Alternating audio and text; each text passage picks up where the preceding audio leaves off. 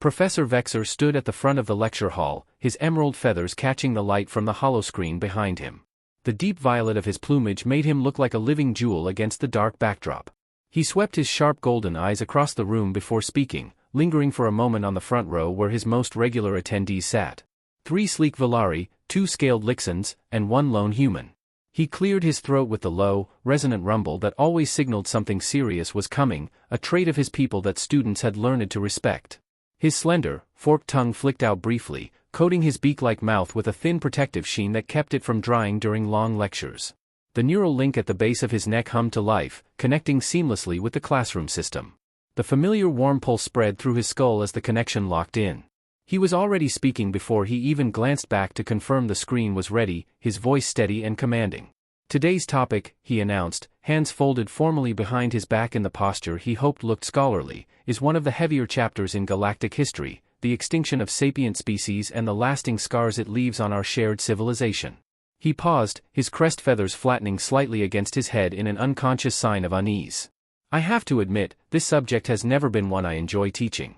The sheer weight of it, the consequences, the tragedy of an entire intelligent people simply erased from existence, it's profoundly disturbing. Yet the curriculum requires us to face these truths, to study them, to learn from them. So I will do my best to guide you through it with the seriousness and respect it demands.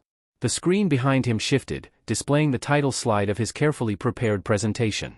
Professor Vexer finally turned to make sure it had loaded correctly, then faced his students again. We'll start with the most recent known extinction, that of the Mamari. His tone grew quieter, more solemn. His gaze drifted to the human student in the front row, Jace, a young man with short black hair and thoughtful brown eyes who had been one of the most engaged participants all term. I want to handle this material with the care it deserves, especially given the diversity of our class. He swallowed, his throat clicking again. The room felt suddenly smaller, every student shifting slightly, the tension thickening the air. It is widely accepted among historians, he continued, choosing each word with precision, that humanity systematically eliminated the Mamari, driving them to complete extinction. He swallowed once more, harder, the weight of the statement settling over the room like a dark cloud. However, I cannot emphasize this enough, these conclusions are based on circumstantial evidence and the timeline of events. We lack definitive proof of what truly caused the Mamari's disappearance. We must approach this with proper scholarly caution and avoid leaping to judgments that outrun the facts. The response was instant and intense. The 3 Volari in the front row, Lyra with her copper fur, Kor with his silver-gray coat, and little Vix whose pelt was a rare golden shade, all turned their narrow muzzles toward Jace in perfect unison, as though rehearsed. The 2 Lixen students, Taryn and Rix, angled their scaled heads in the same direction, their slit-pupilled eyes unreadable but unmistakably fixed on the human. In the back rows the reaction was even more dramatic.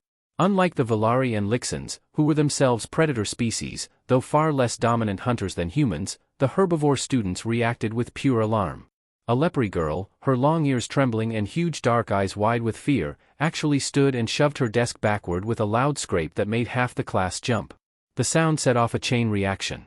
2 Servid students, their antlered heads high and bodies poised for flight, pushed their own desks away, the legs screeching across the floor in a wave of nervous noise. Professor Vexer felt his crest flare in distress, feathers puffing out as panic surged through him. This was exactly the scenario he had dreaded, the reason he had spent the previous night rehearsing every sentence, desperate to strike the perfect balance between honesty and sensitivity for his mixed classroom.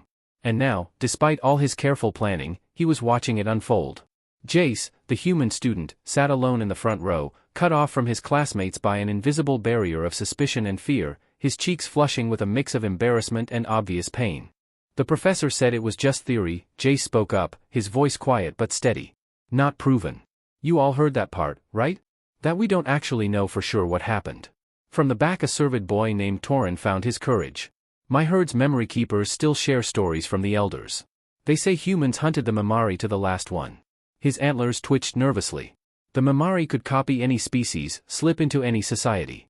They were spies, imposters who could steal your face and use it against you. But wiping them out completely, he swallowed hard. That's terrifying. That's not fair, Jace began. But Torin kept going. I'm not saying humans are evil, he added quickly, though his body language screamed the opposite, his desk now a full meter from where it had started. I'm just saying it makes them frightening.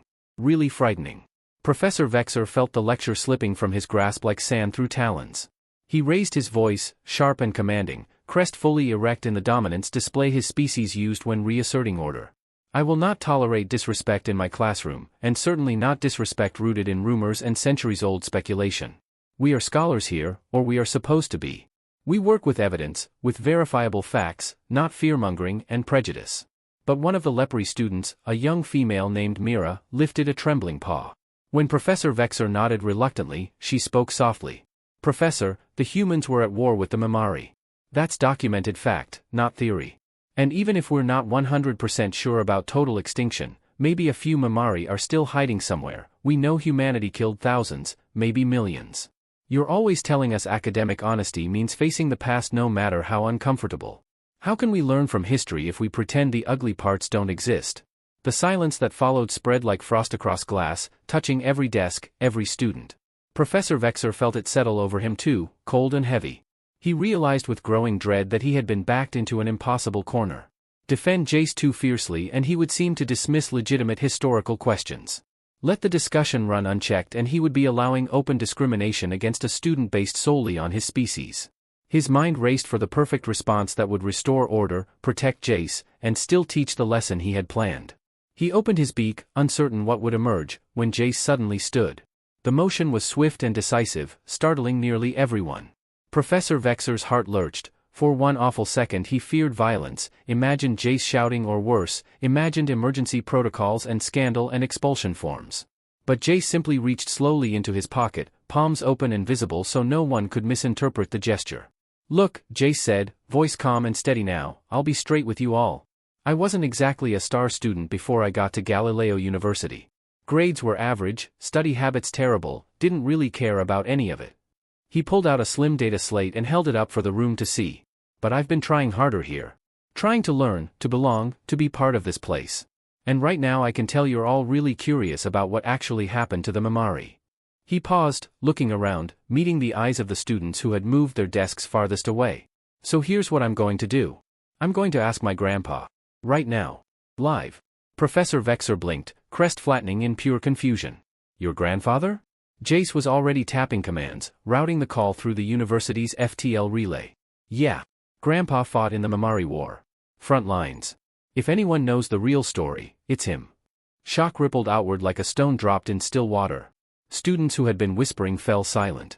Those avoiding Jace's gaze now stared openly. Lyra found her voice first. Your grandfather fought in the Mamari War? That was almost 100 years ago.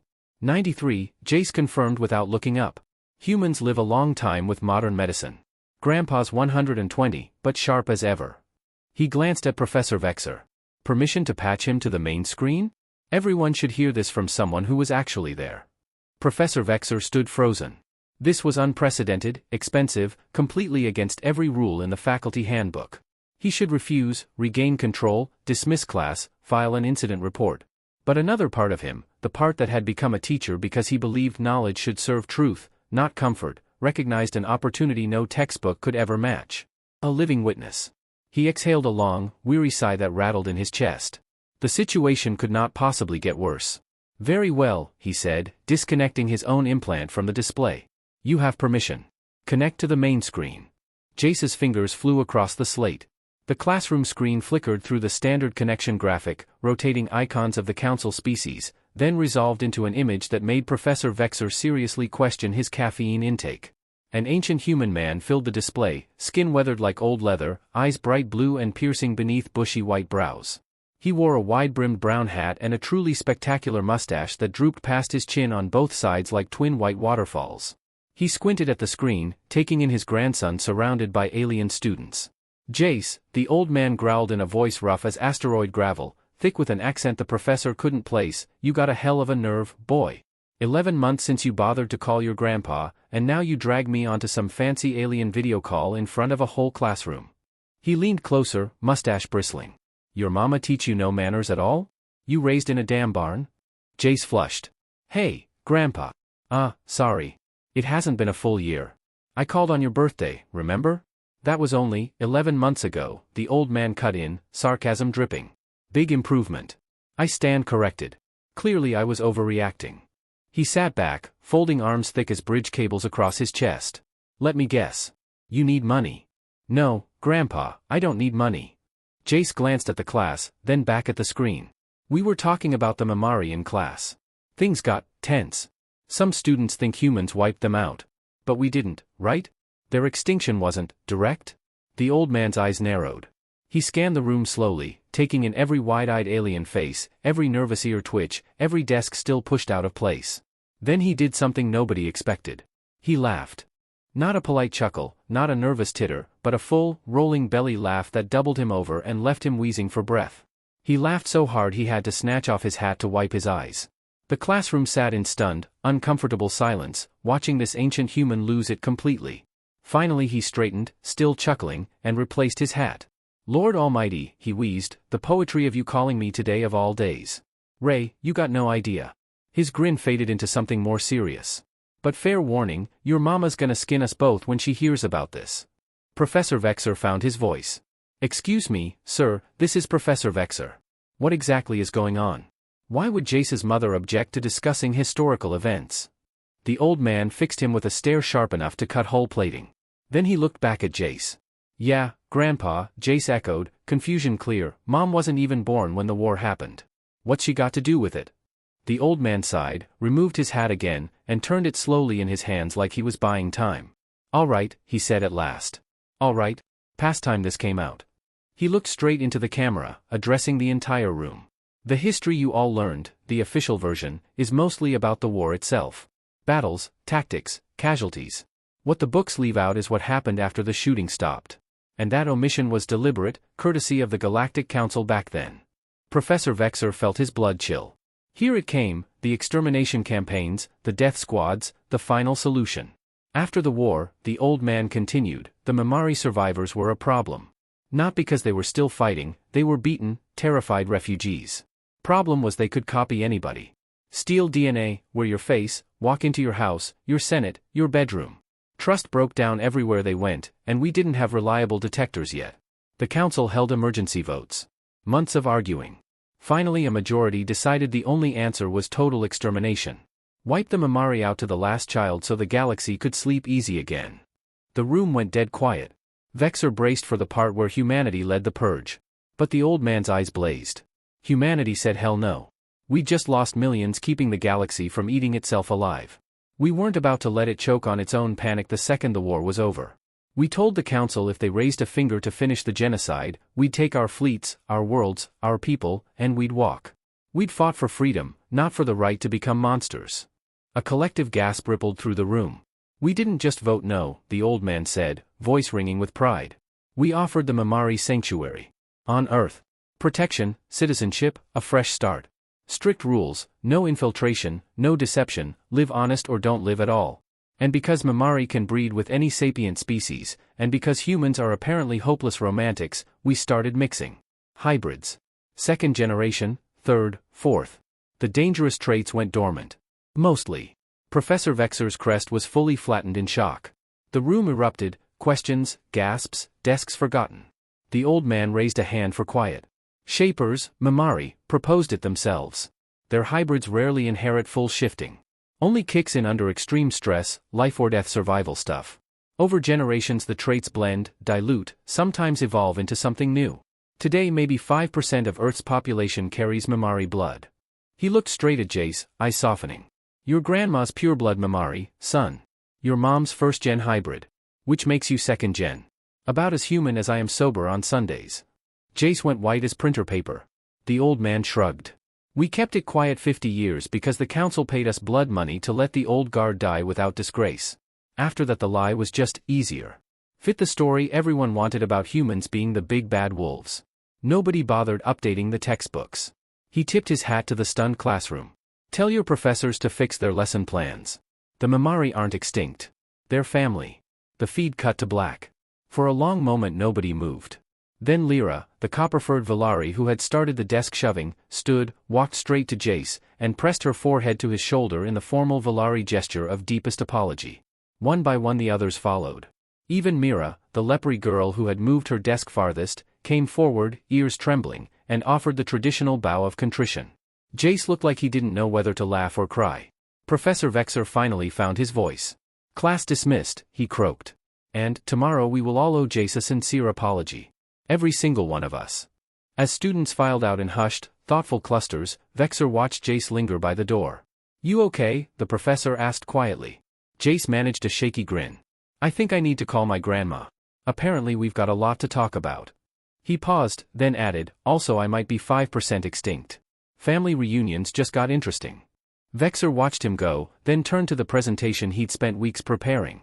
With a sigh he deleted the entire thing. Somewhere across the stars an old cowboy poured himself a well-earned whiskey, mustache bristling with satisfaction.